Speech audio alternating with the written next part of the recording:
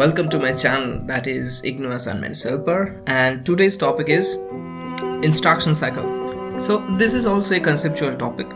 It is not like you need to understand and you must read this topic, but yes, it is very much required if you are interested in this. If you want to do a MCA with good marks, it is essential. You need to know all of this, because basically after MCA only you will be given importance if you know everything, each and everything about your subject, right?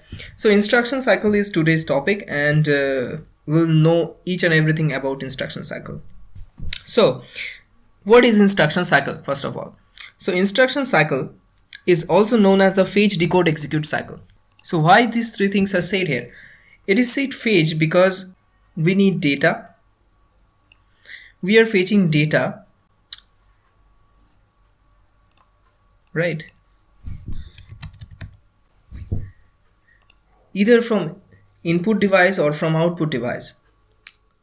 So it could be from input device or output device.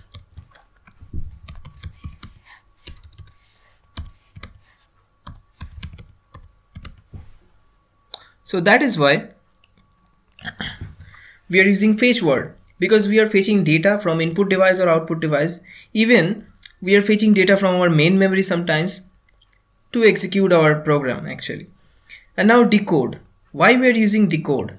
Decode is used because sometimes we need to actually we are giving instruction to our computer, and in this scenario we can understand easily that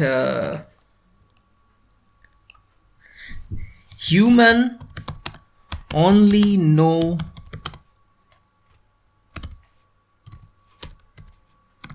high level languages, right? Just like C++, Java, C, etc. And computer knows only binary language or low level language. So that means whatever we are writing in the computer screen, computer always translate them in 101010 in that form, right? So here the decode comes. Whatever we write, computer must decode that. Computer must decode that things to binary language or low level language, just like assembly language. Although assembly language is not totally a low level language, but still it's kind of middle way between low and high level language. So we can take assembly language also as a example. And then coming the execute part. So why we need the execute part? Actually, for getting any type of results from our instruction, we need to execute our program, right? If we are creating something, then we need to execute that so that we can get a result, right? So to get result, we need these things. So actually these three things we have understood, that is fetch, decode and execute. So instruction cycle actually describes how these three things happens, right? So let's move on to the next part of our topic, that is how these things happens. So the cycle, in this cycle, which the central processing unit follows from boot up until the computer has shut down in order to process instruction, in von Neumann architecture, the instruction cycle is executed sequentially. That means first a process, then another process, just like this. Then suppose another process goes on, just like this. Just like this, computer is completing a process, then it can only take another process. Otherwise it cannot take any process, okay, once a process is already going on. So that is called sequential process actually. So each instruction being processed before the next one is started. In most modern CPUs, the instruction cycles are instead executed concurrently. That means a process is going on, and beside that another process is also going on, right? So two processes are going on, but the instruction cycle we are discussing right now is for von Neumann cycle only, so we'll only think about that. Okay, so now a general instruction cycle, let us go through that, okay, in real quick. Okay, so now we can see here is a process that is load another program in the memory. Suppose we are loading a simple program on memory or instruction. So first of all, it will check that if the program is first or already a program is in the list. So it will sequentially go here. It will actually visit here, that is the program execution complete?